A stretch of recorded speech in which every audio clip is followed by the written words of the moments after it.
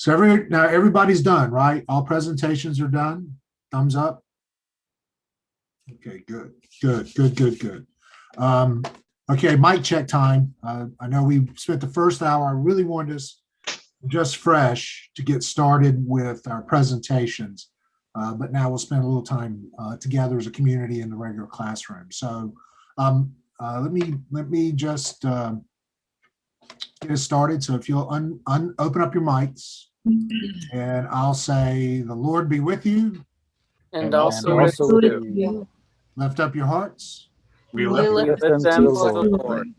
Let us give thanks to the Lord our God. It is right to give God thanks and praise. It is right. The joyous thing always.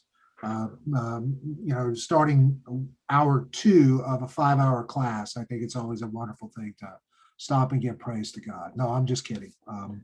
I do want to tonight read a little bit from Augustine. This is just one section of a presentation. We're into some of his sermons, I guess is the best way to say it, that in the way Harmless puts this together. But I thought it would be this was kind of interesting. This is Harmless writing first. He says, 8 days after receiving the creed, and Harmless is describing St. Augustine's real passion for catechesis and preparing competentes or potentiales, whichever language you want to use, people seeking to become baptized. Wherever Augustine was, around all of his travels both in Rome or meeting with other, particularly bishops in Northwest Africa, I should say. He would always come back home for the preparation of the candidates for baptism, which would always happen this past Sunday on Easter Sunday. So there would be about a 40-day preparation time. And Augustine always assumed that was his responsibility as the bishop, is always to prepare new converts for their baptism into the faith. And he would had a very extensive training program that went along with it that I will not bore you with tonight. But if you're ever curious, I'll send you a couple of links to some sermons by William Harmless to kind of explain this. But apparently he starts with the creed and a couple of other elements, and then he moves to the Lord's Prayer. So he says 8 days after receiving the creed, competentes went through another rite, the handing over of the prayer. Traditio Orientis is the Latin phrase. Augustine explained the Lord's Prayer phrase by phrase, much as he's done with the creed. Early Christians believed that only the baptized were true sons and daughters, and so they had the right to call God Father, and therefore only they had rightful claim to pray the Lord's Prayer. You can disagree with that as much as you choose, but that was sort of the culture and the context of its time. Below are 2 excerpts from a lengthy sermon. Note, in speaking daily bread, he emphasizes the bread of the word and alludes obliquely to the Eucharist, still secret to the as yet unbaptized audience. And then basically he says, Augustine raises, he says the creed that the competentes had memorized spoke of one baptism for the forgiveness of sin.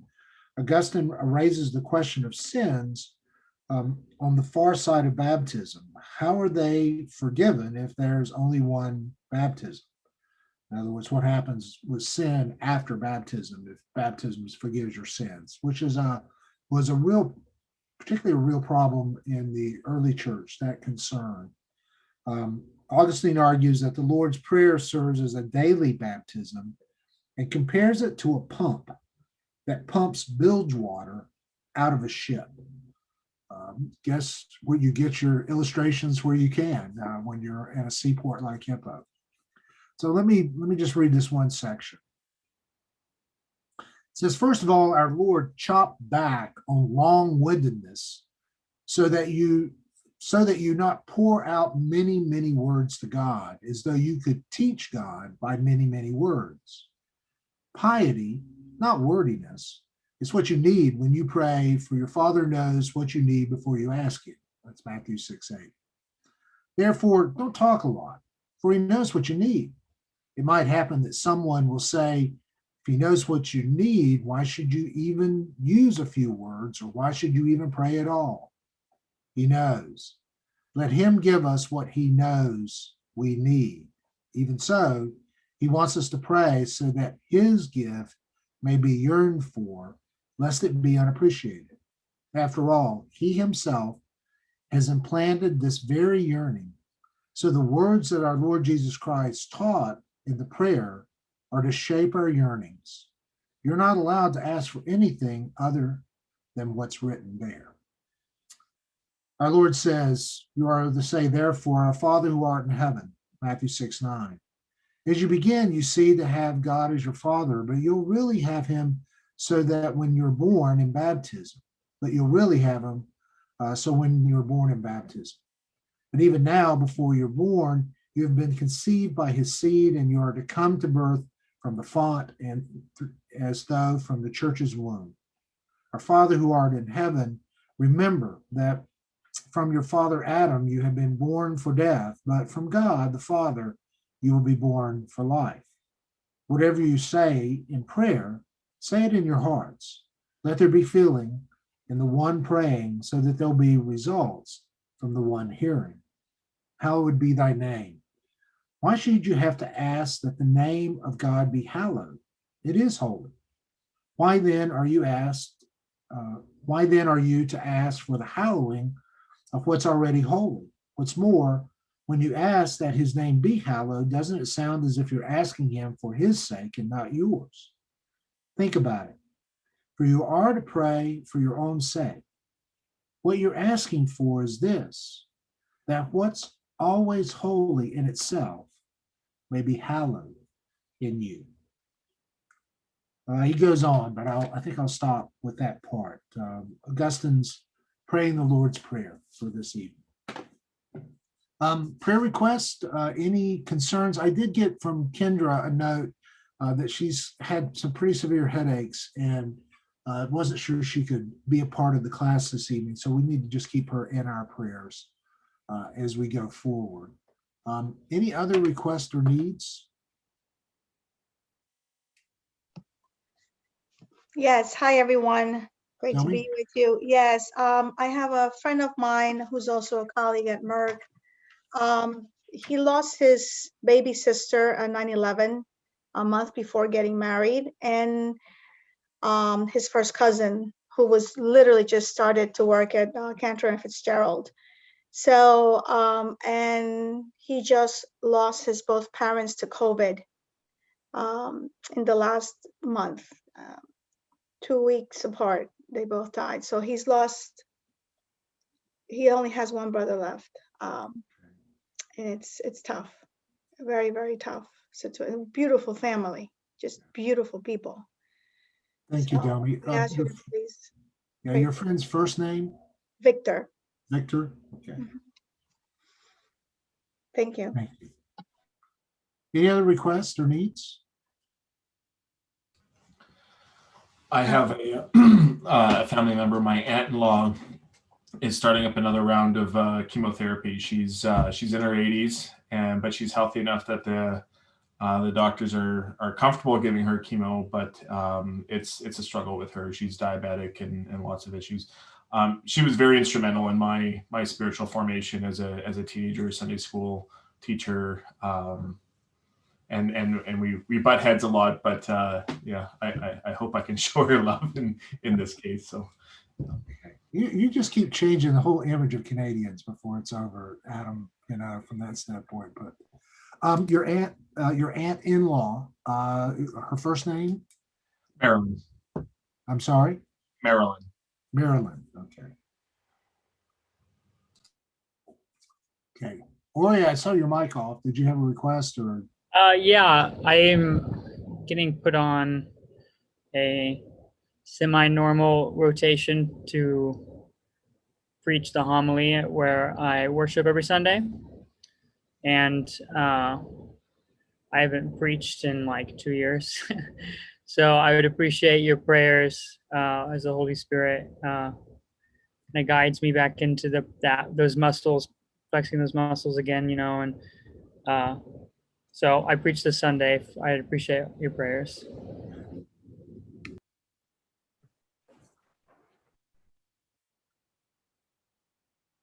Where we will be praying for you. It's good to, the classic line that I grew up with is it's like riding a bike, but that bike can be wobbly the first couple of times around. So be praying for you from that standpoint. Okay. Rachel, request or? Yes, so the church that I grew up in has closed and they have sold the church building, and I still keep in contact with the people that attended there. And so everyone is sort of, due to the circumstances, very angry and hurt. And so just for their peace as they look for new congregations and as they go forward. Okay. All right. Yeah. Well, that kind of loss, there's probably no better way to say it, is pretty profound, particularly for those who've been a part of that community for a long time. So thank you. Anything else? No. Well, let me guide us in prayer this evening, okay? Gracious God, Augustine says not to use too many words, but I think you've also commanded us to pray prayers of our hearts for the sake of others. And so this evening, I do pray for those that whose names have been mentioned and requested. I do pray for Victor in the midst of this grief that he has, the full range of loss, both of his parents and his sister, and see the circle of the family being drawn so tight, so close, with just now a brother left. I just pray you be with Victor, provide for him comfort. Pray, Lord, that there is a community yet that might stand in the gap with him to provide the kind of familial love and care that he has seen pass, particularly through this dread disease of COVID in this last month. Do pray you would provide for him in the midst of his grief, the kind of comfort that's needed. Pray for Marilyn, recognizing that to undertake chemotherapy, particularly at the age of 80 or more, is a daunting task. And yet we just pray, Lord, that through the work of the doctors, that you would provide health and healing and wholeness for Marilyn through this treatment. Do pray for Adam and the rest of the family as they make this journey with a good friend and fellow sojourner in the faith. Just pray that you would provide for her the kind of community support that's needed. Do pray also in the loss that Rachel's home church is going through, and the loss of this congregation, this church, the building. Do pray for the people there that they might be able to find yet a new and welcoming community, and that they would be reminded that even absent that building, that they are the church and that your spirit will rest upon them. But recognizing the grief and the anger that goes with those kinds of transitions, do pray, Lord, that you would be able to speak peace into their lives and provide a sense of hope as they move forward into a new future. Do pray for Rory, thankful for this new opportunity, thankful to hear of him, returning to the preaching life again and being received back into a community and being accepted for the minister that he is and for the minister he will continue to grow to be over time. And just pray, Lord, that you be with him, particularly as he prepares for this first homily, that your spirit would be there to guide him in the preparation, but also to strengthen and undergird him in the presentation of this sermon in such a way that it would be efficacious for your kingdom. I am deeply aware that there are probably other needs. Of course, for Kendra, we just pray for her health and healing. But there are probably other needs that are just not spoken this evening. Just pray, Lord, that for each of my friends here, whatever the circumstances of their lives, the challenges that they have, whether they seem mundane or perhaps even too profound for this conversation, that we know that your spirit is there, that you indeed are in and through our prayers, seeking to also provide guidance for us to shape and transform us, even as we pray for others and as we pray to you. Ask this in Christ's name. Amen. Well, I know you've just been through a presentation, but I am a big believer in time together processing. So what I thought, we're going to move back to Black Practical Theology, kind of looking at the work through the different readings. I know all of you chose different sections, and Adam, you're probably not the only one who feels like they were in some kind of a different world altogether from that standpoint. And I think your line was a sixth grader in algebra class. Is that what I heard? Okay, that's all right. There are moments like that, even for all of us, that we feel those kinds of displacements before it's all said and done. But what I thought I'd do is I'm going to put you all into small groups one more time, not for a long period of time, mainly because I want us to kind of process together and try to end a little early this evening if possible. And what I'd like you to do is pick one of the sections that you read. Now, you've had 2 weeks, and so you've got 2 sections to draw from, and see if you can kind of give the gist of the 3 chapters that were written inside that section. So I noticed many of you commented on a particular chapter, but one way to think about it is, what was sort of the theme inside the whole section that you were reading? Where did you see elements of practical theology that we've encountered somewhere else? Did you see some expressions of that before it's over with? What seemed unique in light of the context? Be honest, talk about how difficult it was to track, or whether it wasn't, or what parts of it might have seemed more difficult than others, and then just why might that be the case. Does that make sense? All right, now, as usual, what I'll do is, as soon as I put you all in groups, I'll probably, well, let me just do it this way, because I know when you go into groups, you don't get that information. It's in this chat. So stay with me for just a split second.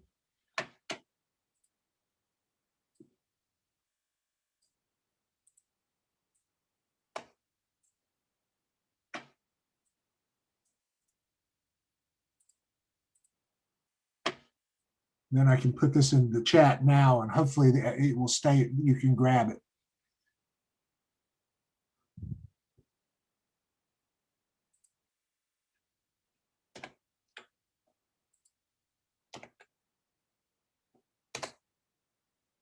Okay, so you should have had a chat pop up where you can copy it and paste it somewhere, or just open up the chat and have it handy. Everybody got it? Well, anything come up in the groups? I mean, the gist we can skip at this point. I mean, everybody was reading different sections, but anything that was, I guess, unique or difficult to track. Any questions from that standpoint? Back to me, if no one else.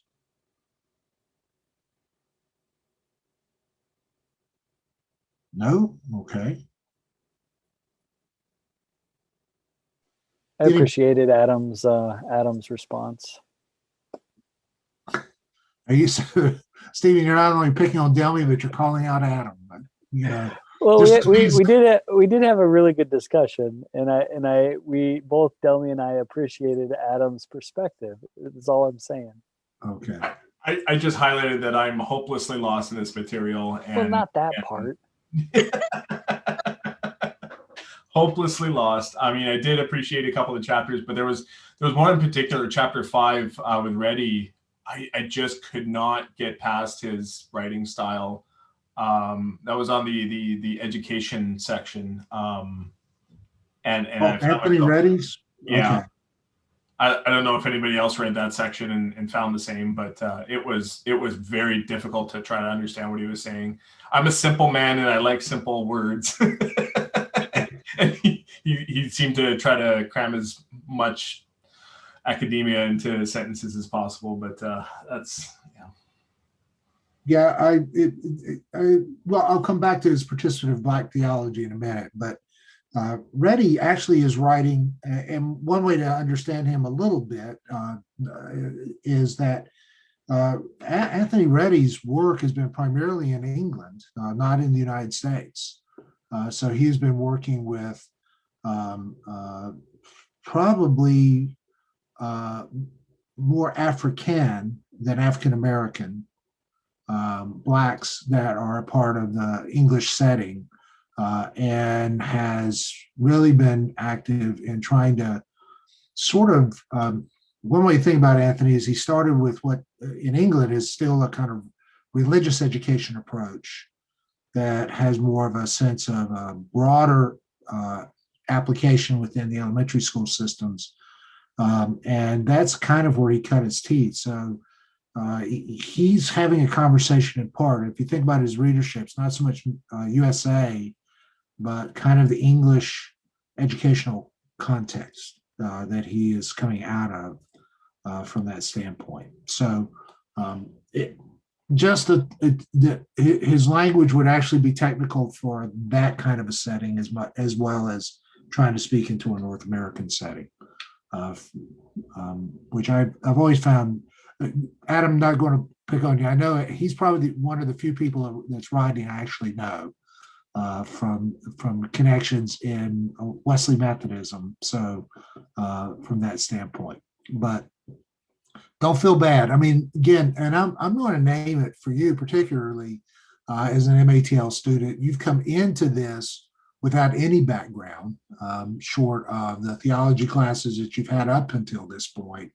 So this would be like me trying to learn Fortran or something like that, I guess would probably be the best way to say it. It really is there is a kind of speak, a technical language that's at work at times, okay? So that may not be a great parallel expression, but I do remember the first time somebody mentioned Fortran to me, and I thought, I'm definitely going to go do something else in engineering. So I appreciate that. Thank you. Okay. Other observations, questions at all? I can share mine. I posted earlier, so I don't know who read that, but I read the gender, sexuality, and racism. And it was a lot to dive into. It was very frustrating at times.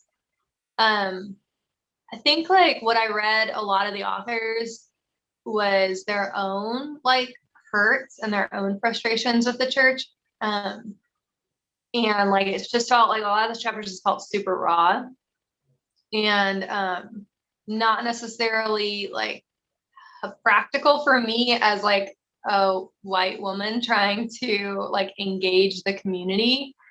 So I kind of just tried to read and be present. I think like talking it through with our group, I think what I kind of recognized was my own frustration with like what we talked about at the beginning of the semester with practical theology. If you look at the two ends of the extreme, you can, get theology totally from your experience. And that's kind of what these chapters felt like. Like one of the authors was Black lesbian clergy. And so it felt like pretty much her whole chapter was like, this is my theology because it's my experience. And so, yeah, and that's not necessarily the way that I approach it, kind of like naturally. So I think that kind of felt like a little bit of a butting up in my own personal education, I guess. Yeah, and I think that was Phyllis Shepherd's chapter, if memory serves me, that you would probably. I think it was Diana Hughes, maybe. Maybe it was the second chapter in this group. Yeah, but there were a couple like that in that section. Diana Hayes, yeah. Yeah, Hayes, yeah. But there were a couple in that section that were written from people within those alternative communities writing about them. Yeah, and wanted to skip back to Hayes for just a second, because in her circumstance, Oh, yeah. Interesting enough, she's a professor of systematic theology in the way in which she's coming and writing from this. Actually, emeriti, which is kind of fascinating from that standpoint. And interesting enough, and I'll just close with this, from Georgetown University, which is actually a Catholic school. And so it's probably a place where she has always been sort of conditioned to challenge, I guess the best way to say it, if you could think about her traditional student body as well. So, but that's okay, Deanna. I mean, again, part of this is the particularities that some people bring that may be extreme on either end and trying to build this kind of a conversation. The whole framework there of asking, well, both acknowledging whether homosexuality or gay rights, whatever, is understood the same as civil rights, much like African civil rights, African American civil rights, or the ability to see difference or not, has been one that's been a long running conversation within the Black church from that standpoint. So, yeah, I mean, and so if you feel like at times like you parachuted in, you're right from that standpoint. Anybody else? No? Okay. Well, let me lay out a couple of things, just a note, and this is directed not to everyone in the class, but I think it's important. A lot of times when you, and one way to think about it is a lot of times when you're in a theological discourse around identity, you get one of two primary approaches. One tends to be a conversation to the dominant culture, which in the United States, at least, I'll say, AKA the white culture, from that standpoint. And what you get is something that's more descriptive and to some degree apologetic. In other words, it's written to say, why does this diverse voice need to be heard in the midst of the dominant culture? What is it from this voice that's important, and why does it deserve a place in the conversation? And in a way, it's really trying to argue that that perspective really would help us understand the larger context of all of our lives together. Those of you, Adam, I think you and Andrew might have been the only ones who had the class in the introduction of theology with me, which was asynchronous online. Probably remember the marvelous book introducing Latinx theologies. And Adam's probably by now going, what is he trying to do to me? But this one by Aponte and Delatorre, just the language of introducing, means that they already assume that the readership includes a broader cultural framework where they're arguing for their perspective and why their perspective is important in the broader task of theology at large. I hope that makes sense. And there are a lot of books, some of you will probably encounter several of them before it's over with at NTS, that are written primarily in this way in which it's constructed to provide a representation of that particular, either whether you want to use the language of ethnic or particular or identity. There are different ways of doing it.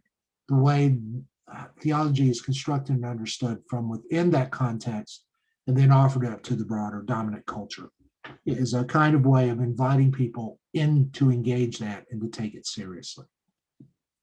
The other way, though, is when you find yourself in the midst of a very specific conversation within that culture, within a given culture. And basically, that conversation is not so much being written for, well, and I'll just say it this way, which doesn't include everybody in the room, and I know that, but just for white folk, in the way in which,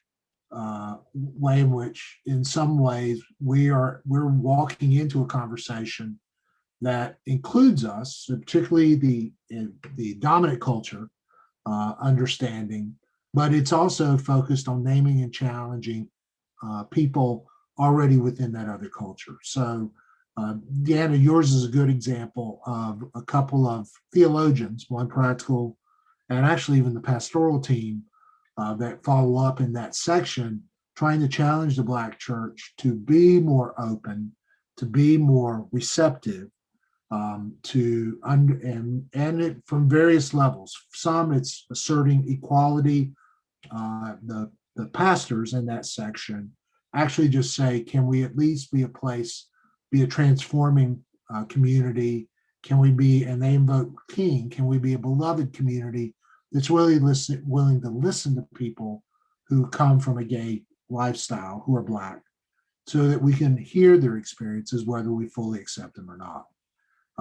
And the critique has often been sort of within the Black church that sort of the separating of civil marriages and civil unions versus religious unions, and the two pastors at the end go, that's never really worked for African Americans, so why would it work in this context? Is their way of trying to think of a way to have a conversation among themselves on what do we need to do with another marginal group from that standpoint. And then sometimes, though, the dominant culture doesn't go away. Obviously, racism is not something you can just leave out in that conversation. You have a community that has been shaped and formed through race, first slavery and then later racism, in the way in which, and what better way you can say it is racism, whether expressed through slavery or not, then it's pretty hard to ignore that kind of framework, and even when you're having a conversation with each other. But it really does try to provide a way of encouraging within that identity, that community, if you will, how they can take agency, they can act, and that they need to do that for the sake of the context that they're a part of. And so in a way, we have, even as we read this book, in some sense, this is not even a book of why Black practical theology is important for practical theology in general. That's not their argument, but it's more what happens when we walk into a table conversation, walk into a room and find ourselves in the middle of a table conversation around Black practical theology by Black theologians, and how they are wrestling with the place of the church, the academy, and the nature of the context and the community. And to them, it'd be the racist community around them that they have to navigate and negotiate as time goes along.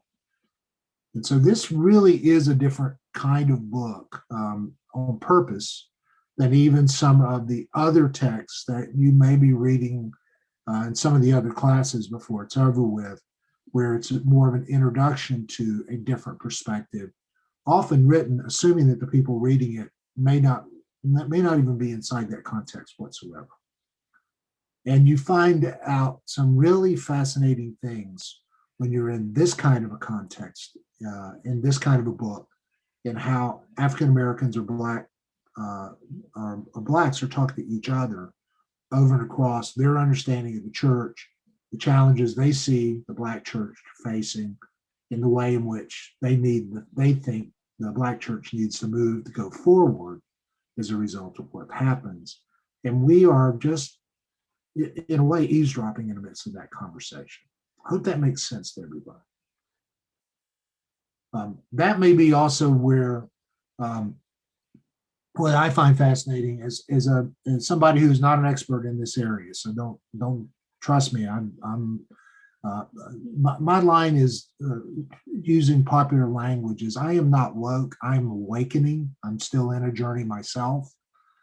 You don't grow up in the Southeast of the United States and suddenly think you've arrived at some point when it comes to racial reconciliation. Not when you've gone through generations of formation in the way in which I understand the world that I populated all the way back to the civil rights movement and going forward. So I need to be careful that I don't claim that in some sense I have some kind of large perspective, some kind of privileged promontory viewpoint of all this. I'm trying to work within the limits of who I am in the midst of reading this material as well. So I need to name that for the sake of everyone here. This is not something that I am not. I joked earlier, I play Yoda. I am not Yoda in this concept, in this framework. I may at best be, young Padawan, trying to figure out my own way and just inviting other people in the journey. There is, though, something that is important as we read this. If you feel it's weird walking into this book with the content, the concepts, the way certain things are going on, and this goes back to sort of joking with Adam earlier, even if you did that and you already had a major in religion at an undergrad and you've had several courses at the seminary and you still feel like this language feels weird, how do you think other people might feel in what we think is the obvious and normal framework by which theology is done? So one of the assumptions of practical theology is there is no neutral frame. All theology comes out of context and speaks in the midst of context.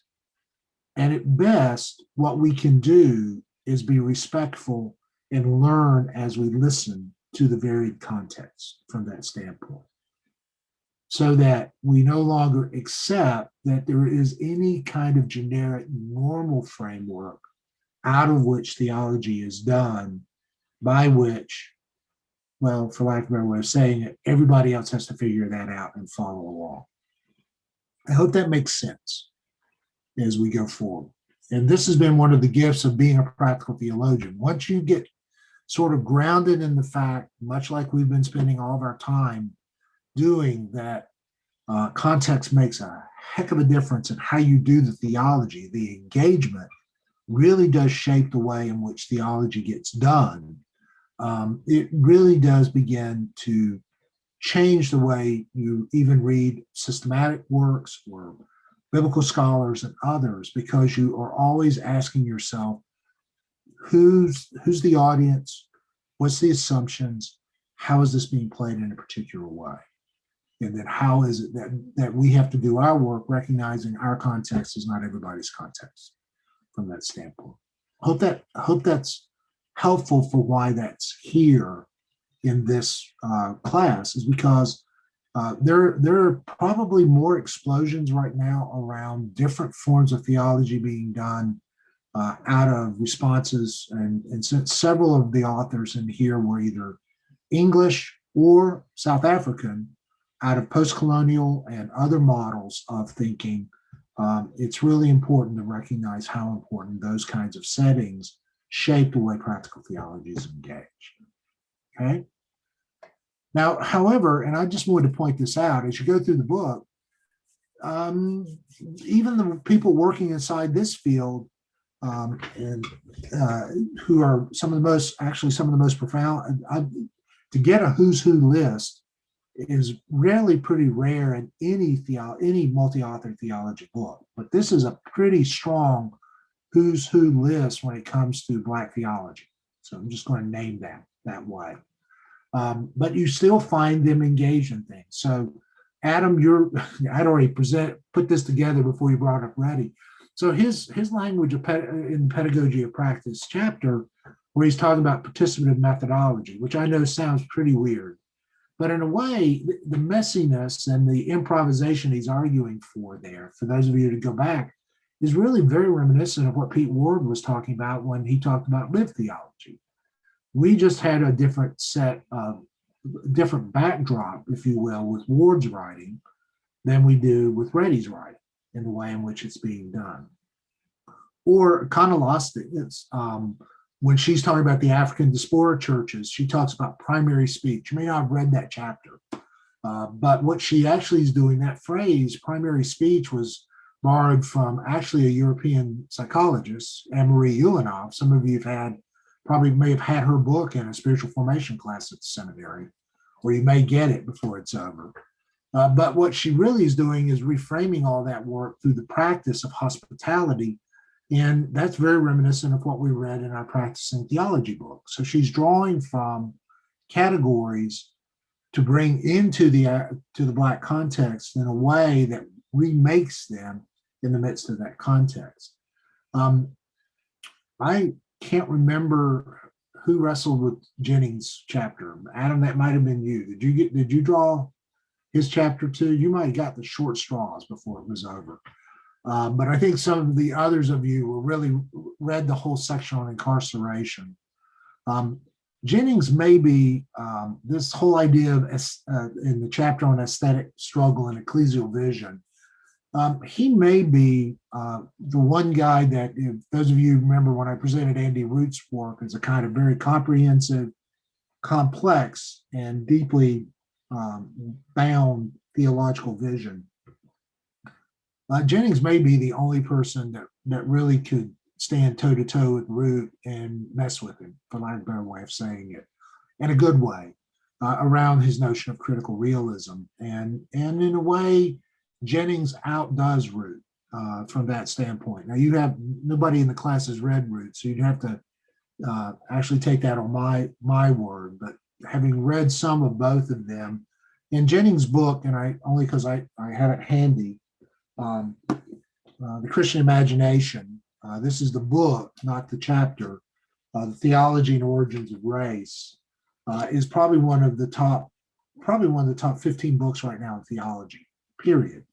Not just around race and racism, just theology, in the way in which he does theology in that book. And his thesis is basically that our vision of Jesus as and Jennings actually uses Barth as that God acts, God reveals through God's act, but that is in and through Jesus Christ. This Palestinian Jew, through the very Son of God, that when it hits European context, it gets reworked. And his line in the chapter, also in the book, is that the new Israel, so to speak, no longer looks like ancient, looks like the Middle East, but actually looks like European whites. And as a result of that, it gets wedded to Christianity in that particular way.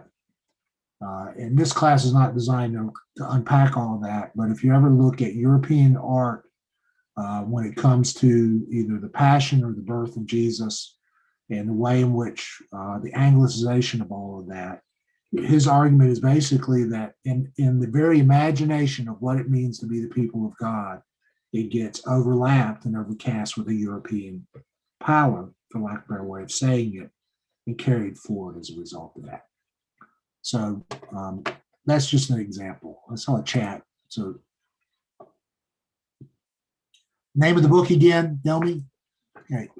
Yeah, that is The Christian Imagination, which is a kind of interesting, and most people read that and they go, well, I mean, that sounds like a lot of other aesthetic books, but then The Theology and Origins of Race. Jennings has probably done as good a job of showing how what has been said in a lot of places, so I hope you hear this, that just our implicit frame, if you will, the horizon of our lives when we think about the Christian faith, for many of us, we cannot but think about it through a white lens. And that just is woven into our imagination, even as we think about the New Testament. There's a really, I don't want to spend too much time tonight, but there's a real interesting conversation around the Passion of the Christ, Mel Gibson's work, and why that became so powerful. And both to devout Roman Catholics and to evangelicals. And so you had hard-shelled Thomist Roman Catholics and hardcore fundamentalist evangelicals all loved this book this movie by Mel Gibson. And frankly, most people couldn't figure out why. I mean, and it took a lot of work. I do this in a different class on media and religion to kind of recognize that there are two pieties coming through that work. One of them is the Stations of the Cross, which Gibson is very clear is there before it's over. But then there's also this Anglicization of Jesus, and then the way in which that's cast in such a way that makes a big difference. Now, Gibson, not the first. I mean, anybody's seen The Greatest Story Ever Told, The Robe, all the big 1950s movies around Christian faith. No, this has been part and parcel of how our assumed background creates a problem when we think about the Christian faith going forward. But I'll get off of Jennings for a minute. I do think the other two to think about, I mean, Lardy actually starts out in his chapter on poverty and pandemic, and pandemic for him was HIV/AIDS. I find that fascinating that he would use this language back in 2015, if memory serves me, when this book was written, and the way it plays out today. But he talks about practical theologians begin their methodological cycles with experience and in them in action. And so it tells me that, I mean, Larty is very much aware of the very models that we've been looking at in this class as a way in which practical theology is done, even within a Black context. And then Michael Battle's chapter on incarceration of Black spirituality. If you didn't read that, I think, Ori, I think you read it. It's an intriguing way of even his play on the term, the incarceration of Black spirituality, not a spirituality of incarceration. But there is a point in the book, in that chapter, where he actually evokes Rowan Williams and talks about two practices: the practice, not just the disposition, but the practice of responsibility, not merely a responsibility to, but a responsibility for. And then he talks about the practice of mutuality and the need for that. And he brings those up out of Rowan Williams, which, if you remember the very first week of class, we found was one of Pete Ward's primary mentors. Battle, by the way, right now is located at Duke University. He oversees the Episcopal House there. And he's a priest and he's back to doing some lecturing. I happened to hear him a couple of weeks ago when they had a lecture by Rowan Williams, and Michael Battle was one of the respondents. And again, is somebody that I deeply respect out of their work. So I only say this, I'm watching the clock, is to say that even in the midst of the work that's coming out of this particular orientation, you still have conversation partners that really fit within the broader framework of practical theology when we listen carefully. And that the people doing the work in here is not doing anything at all. And this is Reddy's critique of white and educated, kind of that kind of notion, that there's nothing going on here that doesn't have the same theological rigor, the same pastoral concern, the same sort of professional work being done in this book that we've not encountered in the other texts that we've read as the semester has gone along. As a matter of fact, some of the work in this book is actually probably fine-tuned at a level that and Adam, this is not just you, but that if all of us felt stretched, that's okay. I mean, we actually did walk into a book, might have surprised you, that actually does mirror that kind of level of theological engagement that you would normally get in an advanced systematic course or in some other course, perhaps one of Dr. McCormick's courses in ecclesiology, for instance, where you have to do that kind of level of thinking as you're engaged with that work. And they are not doing it for us. They're doing it to guide the Black church in how it moves forward. I hope that's helpful in understanding the breadth of this. This would be, I mean, I know I didn't ask you to read a lot. I've asked you to read the introduction. We're going to read the conclusion next week. I've only had you read 2 sections out of 6. But this is a book to hang on to and listen to the range of theological wisdom that's going on inside this book as time goes along. Now, is it trying to sometimes argue for very specific points? Deanna, you're right. I mean, Black lesbian systematic theologian is arguing from that perspective. But there are similar books by white lesbians or white gay theologians who argue it's with the same kind of passion to the white church in the same way. And she just is reflective of that kind of work. But it becomes a kind of way to help us understand the depth of theological engagement, practical theological engagement that's actually going on within the Black church up to this point. Okay? Any questions on that piece of the presentation? No? Okay. well, one more slide. I do think it would be interesting. This book actually is old by comparison to a couple of the others. Not as old as some books I require in my classes, so you know that.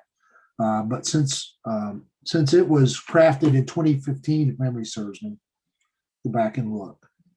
Yeah, which means the writing was done in 2013 or 2012. Actually, I remember one of the writers alluding to, so that the editorial process and the publication process. So it's an 8-year-old book. It would be interesting to think about how this same group of theologians would wrestle with things that have changed since then. I find it, as somebody who's kind of done some reading in this area, I find it interesting that Michelle Alexander is a very important control text, particularly her writing on the new Jim Crow, particularly in the group on the incarceration, and how Alexander kind of does she's a lawyer and does a very good job of showing how the laws around the war on drugs were basically inappropriately skewed and enforced with people of color instead of white people, and that's true. I mean, I'll be upfront about that. I mean, I do remember having taught at a university that was white, and seeing some of what we would see as some of the adolescent actions around drug use that often student governments would deal with and then wrestle with. Do we put this kid on probation? Do we send this kid home for a semester? And I mean, that would be the sum total of the action for someone using marijuana or some other drug in the dorm, knowing that if that same kid had done that on the street, we're probably doing 3 to 5 years and have a felony conviction on their record from that standpoint going forward.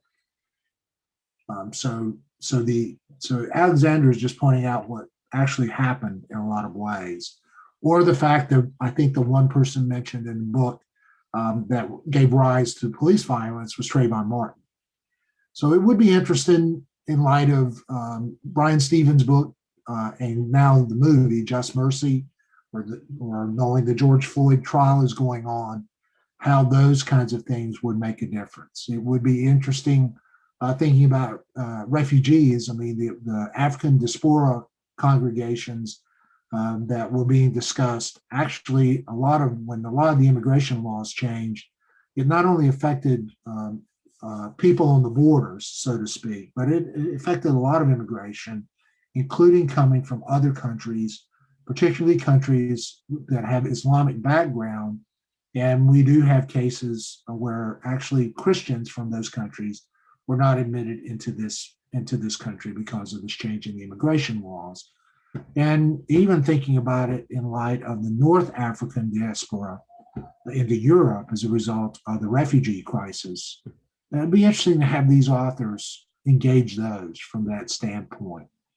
Or the fact that Black Lives Matter really had not started up until that point, and how that has affected things. And going back to Michael Brown and Ferguson, if you're ever interested, there's a great book that was written on Ferguson by Leah Gunning Francis. The title of it is Ferguson and Faith. I've used it in a couple of classes. And one thing that actually, there were several books written on the grassroots movement, the Black Lives Movement, that sort of took off in Ferguson, Missouri, was the fact that most of the advocacy that was being done through the Black Lives Matter movement, if you will, were being done by young people, not by the Black church, nor by the white church, but the organization was actually being done by a number of young advocates working on the ground to overcome the racial injustice in Ferguson, Missouri. In that, at least in some places, actually both Black and white church leaders followed those young advocates' position in movement. And that, in a way, the very thing that's sort of being in the intergenerational work the hip hop generation versus the Black church. And Streety Wembley, who writes one of those chapters, is a friend of mine. I can literally say that. And recognizing how, in some ways, and within the Black church movement, there's an entire generation of young Black, not just men but women, who no longer see the Black church as their point of organization, but actually the hip hop movement or other youth movements, youth-oriented kinds of movements, not gangs, so stay with me, but movements, if you will, built around that culture, empower them to do things that actually the Black church has not stepped into with quite the same energy at this point in the journey. So a lot of the warnings that you were reading, if you read that section, the intergenerational section, some of the warnings that were being made that if the Black church does not figure out a way to embrace the hip hop generation, it may find itself on the margins of its own battle for racial justice, actually did sort of come into being because of the Black Lives Matter movement. And it's created interesting tensions within the African American community as a result of that. Also, I think the conversation around HIV/AIDS and all you do is transpose it right now with both the disproportionate number of deaths of people of color during the COVID pandemic and the struggle with vaccinations in those same communities would probably create a ton of interesting conversations within a Black Practical Theology text. So I'm not going to suggest it. It's not my place to do that. But if a second volume of this was done, you could probably almost rewrite several of these chapters only with shifting contexts that are raising fresh, not brand new questions, but fresh questions around similar kinds of challenges. Probably the one that doesn't change that much is the whole wrestling with the prosperity gospel, which is not, I think all of us know, is not merely confined to the African American tradition at all, but that for some reason people from a kind of some of it's built around socioeconomics. I'll say it that way, but the kind of power and the kind of bizarre power that the prosperity gospel has, not only here in the US now, we've exported it quite well into other global regions, is a kind of interesting phenomenon. And the way in which it now is beginning to sort of bleed back over in the way it's defining evangelical culture to some degree, and why that would be the case, I think would be interesting for a group of theologians, practical theologians, scholars, and ministers to engage in that within the Black community. And maybe we might learn something in the way in which they engage that even white communities don't know what to do with from that standpoint. Can you think of others that maybe would be fresh challenges for the Black church and Black practical theology?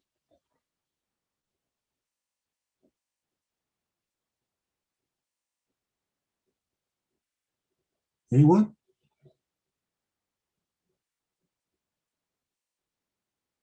No? Okay. Well, therein ends the lecture for this evening.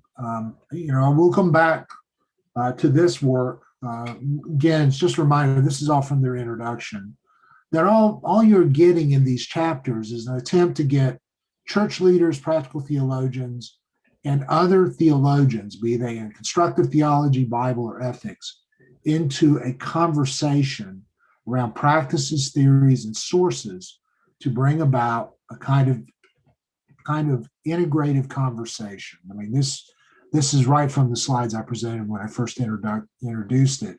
And I do think this is a healthy way of understanding even the role of practical theology and how it finds a place, not necessarily to be always the bridge between the church and the classical theological traditions, but it finds a unique ability to foster these conversations in such a way that it becomes an equal partner in those conversations. So I don't want to assume that somebody who's just been trained in biblical scholarship can't speak to the church. I know better than that. Or that someone who works in theological ethics cannot speak to the church.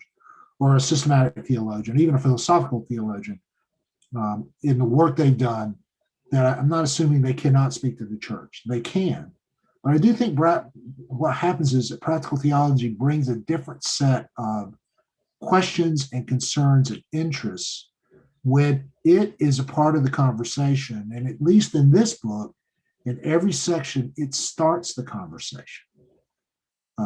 Because I think that actually raises certain elements that neither the constructive nor the church automatically think about until practical theology is a part of that conversation in a very robust way. So the structure of the book actually, I think, is something that's informative to this task of what we call practical theology, alongside both the practice of ministry and the more traditional categories of theological engagement and thinking for the future. Now, I'm kind of done for the evening. Just so you know, I sent out, I hope everybody saw it. I know some of you do not check email that has the nts.edu on a regular basis, but I would encourage you to do that. What I've sent out is basically instructions for next week and how the next 2 or 3 weeks are going to unfold. Did everyone see that, or do I need to kind of walk us through that? Rachel, I got it. Oh, I was going to say it might be helpful just like a 2-minute overview of like when things are due, I guess. That might be helpful for me. Okay, if that will, I'll do that. So stay with me for a second. So, and I'm just going to point out, I mean, I think you guys know this, but just to make sure my notes are there as well. You can always find this on the announcements forum. So if you ever go back to Moodle, go to announcements. If you've gotten an email from me, other than me maybe sort of picking at you individually, but if it's a general information, you'll always find it in the announcements. So the bottom line is you finish your case studies, good for you. If you're done, just relax.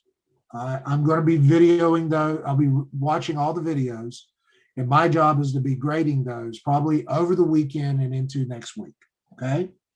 And just if you're worried about where am I going to set up the rubric, I even said to you on page 4, you know, it's really funny sometimes how simple the models are. But if you're wondering what I'm using, I would just go back to Osmer's book and look on page 4, and he talks about the ability of gathering information, then the drawing of theories of arts and sciences to better understand, and then the theological concepts that are employed, and then the strategies of action. And so that's my rubric. And how well did you work the wheel from that standpoint? As a matter of fact, if you really want to kind of get a better sense of that, he actually demonstrates that in the first 4 or 5 pages of the book, how he sees that work, how he sees it work out in that one case study he did around the chain. Well, I'm going to miss it for a second. The whole picnic area that got moved, if you remember that. So I'm just kind of listening to your presentation.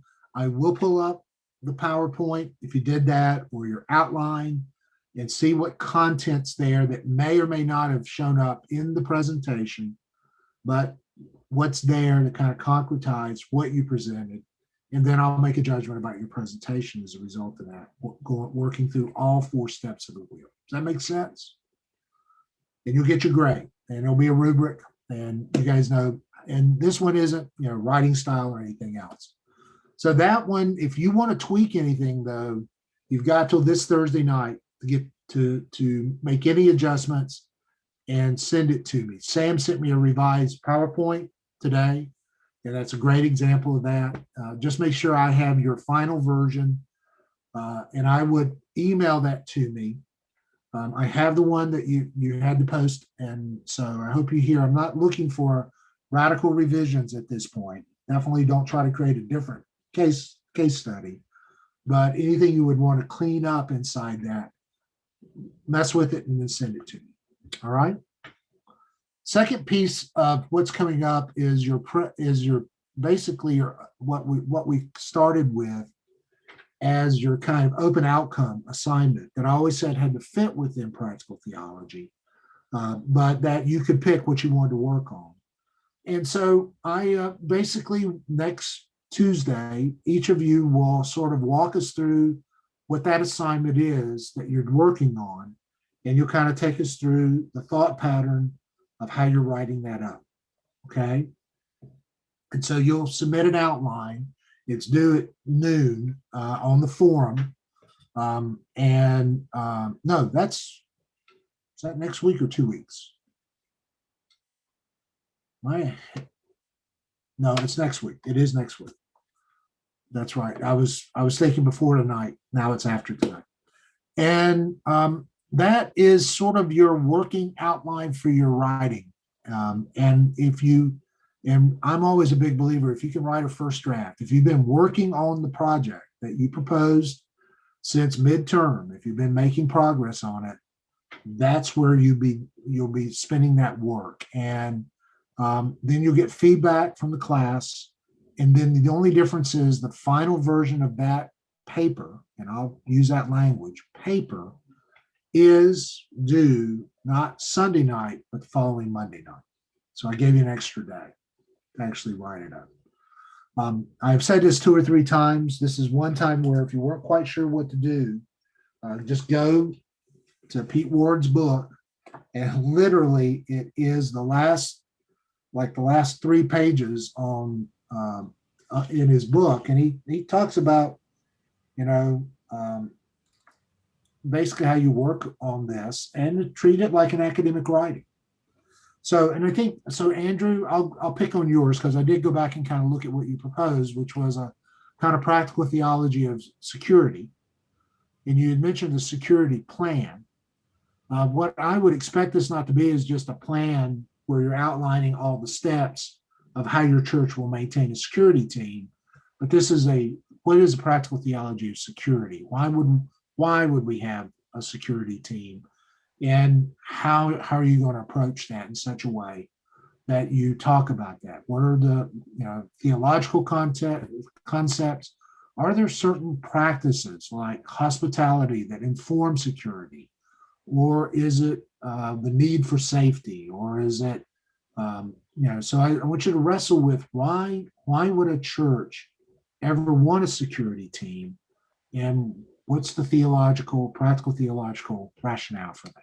Does that make sense? I guess I would ask, since this isn't exactly like the other class where there's kind of like a set length, like, I guess how long are you looking for like this type of a thing? Oh, about 25 pages will work for me. Since you asked, everybody's going, no, about 10 pages. I hope you hear about 2,500 words. I mean, this is commensurate with that size of a project. So 8 to 10 pages with footnotes where you need them. I mean, again, thinking through where you're drawing from your resources, that's a good way to do it. If you haven't thought that way up till now, as the note says, contact me. And if there's something we need to negotiate, we can. But this is more the kind of traditional, you get to pick the topic, and then how do you talk about it from a practical theological standpoint? And hear me, you can borrow from you can use either a particular model, you could work Osmer's cycle, but do it in a way that's more academic in its orientation than the case study presentation. You could borrow from practicing theology. I mean, we're going to be looking at 2 or 3 components, but if there was a particular author, even in Black Practical Theology, and how they did their work, that gives you an inspiration of how you might want to do your work. That's another way of thinking about it. Okay. So that's not quite 2 minutes, but Deanna, does that help you from that standpoint? The good news is you get to present the outline. And I would really say the more you have worked on that before you show up to present the outline, so that the outline really helps explain what you're writing, then the feedback you get will help you know how to finish out that project between Tuesday and the following Monday. So you'll have more time to actually do the writing from that standpoint. That's almost further out. Some of you know in the past, that's further out than I normally give for those kinds of presentations, But the open-ended piece of this, I wanted you to be able to present, get feedback, and still have time to adjust your writing if you need to do that. And I'm more than happy to give you the time to do that. Okay. Then the weird thing is, those are the case study's done unless you tweak it. We have the presentation and the writing. We meet the Tuesday after the deadline for the writing for one last class, and then we're done. So we've only got 3 weeks to go. The final week of the semester is reserved for modules, so we cannot meet. That's actually not allowed. And you'll have an essay to write. And I'll give you more instruction on the essay the last week we're together. But so I don't want you to panic. And it's not coming up with any new research. It's a synthetic sort of understanding of practical theology. And I'll talk more about that when we get together at that point. Okay? Any concerns at this point, or everybody feeling pretty good? Maybe that's not a good way of stating it. Sam? Everybody just wants me to get off so they can get back to Delmy's conversation, right? No? Okay. Thank you for, I'll go ahead and say I'm looking forward to seeing the case studies, looking forward to the presentations next week. There's not a whole lot of pressure built around that. Just make sure you do provide a handout that outlines what you're trying to do. And then we'll just see how the rest of the semester unfolds, okay? All right. Be praying for everybody. I know it's a busy time of the year, not just with this class, but other classes as well. So I will be praying for you. And if there's any concerns, contact me. Don't be shy. Send up a safety flare, but get in touch with me if you have any concerns with what we've got left to do in this semester. All right? Okay. Blessings to all. Take good care.